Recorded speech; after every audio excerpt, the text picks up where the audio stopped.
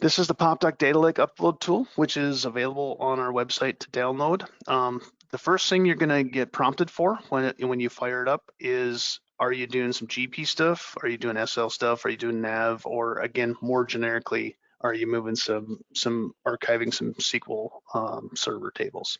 So I'm just going to run the smart list one to begin with. You will log into your Popdock account.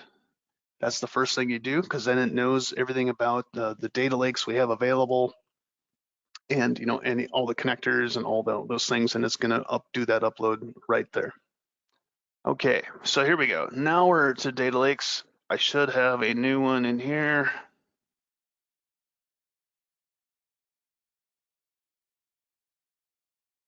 Oh, come on.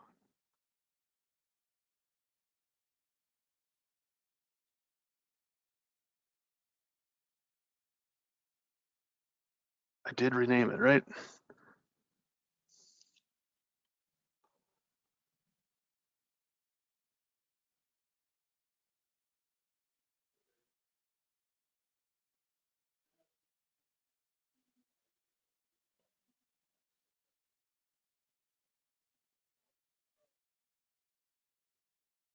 I'm just not seeing it. Okay, well, let me let me just move forward. I'm going to use an existing one that I use for this one.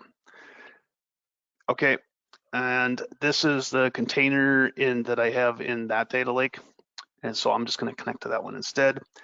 Okay, here's the important part. After you've connected to your data lake, you are going to pick, in this case, since we did GP, you're going to pick the version of GP that's needed.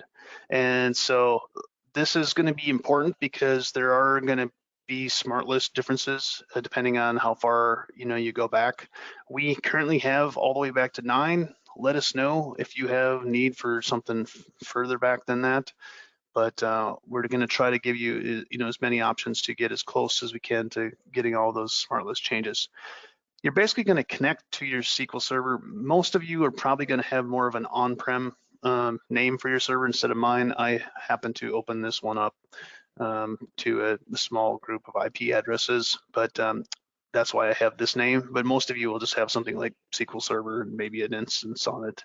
You can pick your port if there's something there, and then you're on to your Dynamics database. So in my case, it's called GP Dynamics. This is important because this is going to allow us to pick more than one company in there. And then you're going to pass in what the user that you need to do to connect to this. This does not need to be SA. I think this is an important part, is that if someone is still concerned about the security of their data, this just needs to be somebody that has capabilities of reading from the Dynamics database as well as the company databases. And so as long as they have the read permissions, we can use that. So now we'll connect to that GP system. It's loading up all of the companies first. So you can see in this example, I have 3. Some of you are going to have way more though, or maybe just 1 or 100. And we had somebody the other day had 200 and some companies. And so whatever it is, this gives you an opportunity to be able to unmark some of them. And I think that's important because a lot of times people have test companies. And so if you don't want to archive those, if you don't need to, you can just uncheck that. In my case, I really don't have any data in this one. And so I'm going to use it for demonstration purposes that I'm only going to bring data from 2 companies. After that, you'll get, in this case, all of your smart lists. Or again, if we were doing SL, you would get quick queries, but we're focused on GP on this one today. This is going to give you all of your smart lists, whether they're standard, built with Smart List Builder, or built with Smart List Designer. You can pull any of these in here.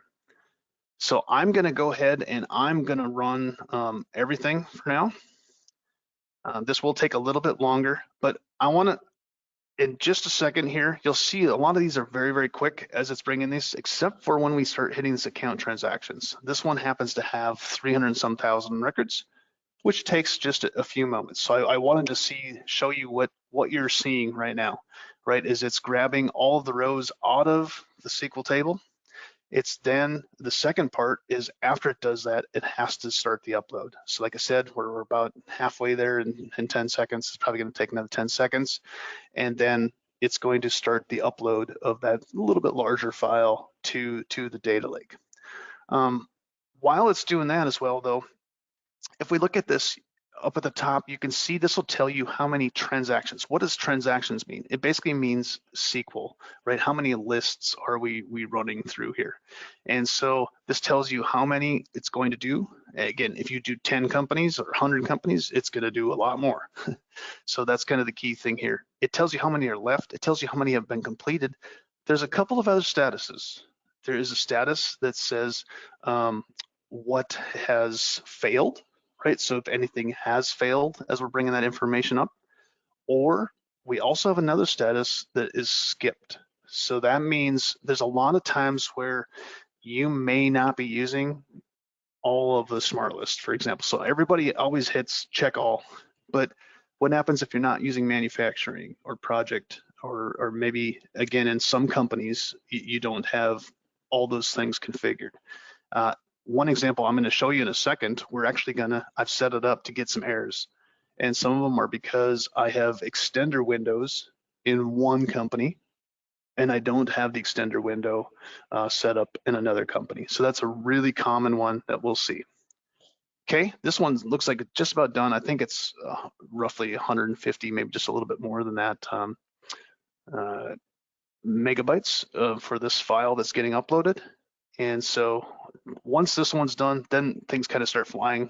I just have one larger table inside of here, but we've done examples where, I mean, we've done 20 million, 30 million rows, and this is where the performance of both getting the data out, and then the upload speed is really what influences that. Okay. Let's go into, I'm gonna grab a couple questions here now as we're just waiting for this to finish. So one of the questions is, how fast is the data push extraction? Tables, rows per minute. Example, how long does it take to push 25 gigabytes, 100 gigabytes? Okay, this is one of those questions, right, where there's two components, right? How fast can we get it out? So is it a good SQL Server? When we're saying give me 1 million rows out of that table, how long does it take us to do that? So that's one aspect of it. The second part is if we have to upload. So if we are uploading 25 gigabytes of data, right, it goes back to your upload speed. So if you're on a good network that has that upload speed, then it's going to be really, really fast. If it's on a slower one, then it's going to be slower. So it's really hard to give you a hard and fast rule. I think right now in the example that I'm showing you, I'm moving about, I think, 5 gigabytes of data possibly, and it's moving in probably all said and told about 5 minutes, I suppose. So extracting it and pushing it up in about 5 minutes. So yep, good question.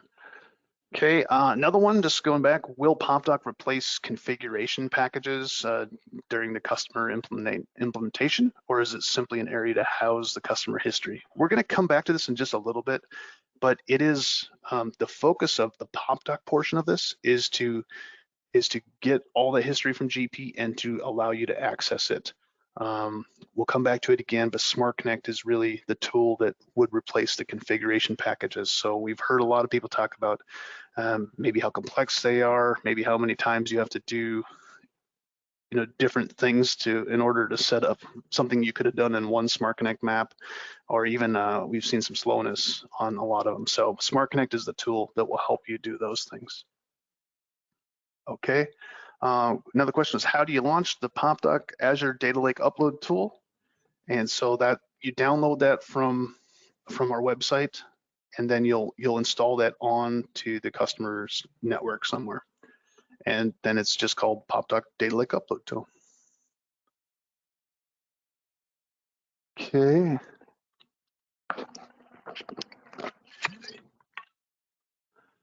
Are the settings saved between runs, or do you have to go through selecting the lists you want to run each time they're run? Yeah, unfortunately, we did this as a mechanism to help you guys not make mistakes.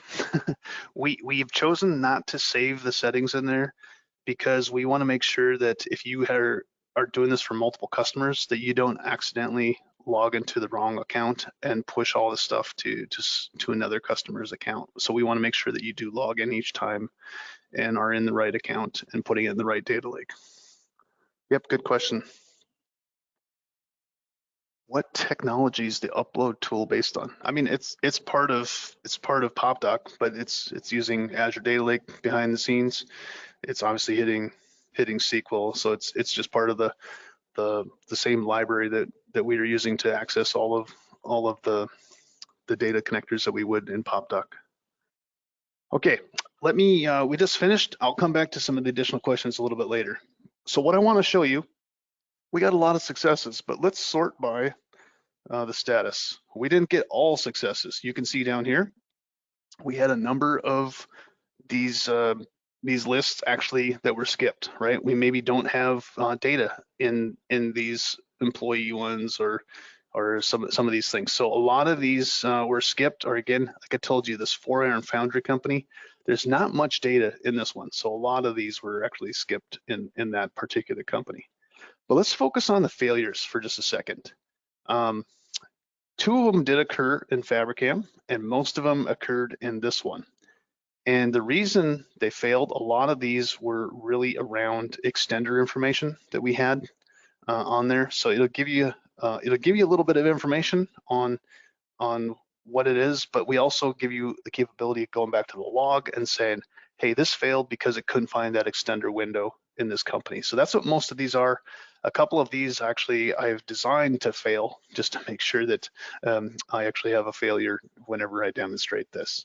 So 2 key things here, right? You can always go back to the log and find details and say, yeah, you're right. We see this a lot. People maybe are doing views and the view hasn't worked in 5 years. And so we're trying to do a view that doesn't work, and they go in and go, oh yeah, that's right. There's stuff in that view that actually it would never run. So we find a lot of things like that. It's usually not issues with on the GP side of things. But the key is if you wanted to rerun one of these, so I'll pick both of these. You can choose to rerun the failure, and so now it ran them both again and failed once again. So that's kind of a key part there. The last thing I'm going to do is I'm going to hit run again. But what I want to just show you, I'm not going to go through the whole process here. What this does is this allows me to have a second pass at it, right? So I can now say, I actually want to archive the entire database. And this, I think, is really, really powerful because people are mostly going to use the smart lists in this case, or again, quick queries if they're on the SL side of things. That's probably what they're going to mostly use because those are the lists they're already comfortable with. But just being able to access anything, I think is just a really good insurance policy. So I'm going to switch this to a different data lake. I'm going to go to, I have one for my GP tables. And again, I'm pointing to the same database. So that does, again, and the question is like, if you hit run again, it does actually keep, you don't have to log everything in again. But now we're seeing a little different interface, right? Instead of seeing the company names, we're actually seeing databases. And this is important distinction, I guess, because we're dumping the entire database, and you get to choose which ones you want, as well as this time you get the Dynamics database that we can archive that one if you want as well. So the last thing we'll do here is you'll see there's 2 parts to this even. This actually gives you all of the views. So I know many of customers, maybe you probably have created a lot of these, you have SQL views in there that are meaningful, right? Maybe they got used in an SSRS report or some other kind of thing, but there's a lot of times people put some good amount of work into getting a SQL view that they're using. So most of these are just garbage ones inside of here, but if you do have one, feel free to check it, and then it'll move your view as well as the tables. So that's just one extra little thing. Okay, I'm not going to hit this next run button because it would actually start moving every table. So we don't, on the table side of things, we don't give you an option. We're saying we're moving the entire database. The view side of things, we realize some people only want to move a couple of views. So that's just an option there. So there you go. There's a quick little view of how you can use this tool for archiving that data on your customers. Okay, and again, I think maybe just one point to hammer home is that it solves a lot of security issues that we have seen in the past because we don't have to open up any holes in the firewall, and it changes that paradigm from pulling to the data lake to actually doing a push, which is pretty powerful.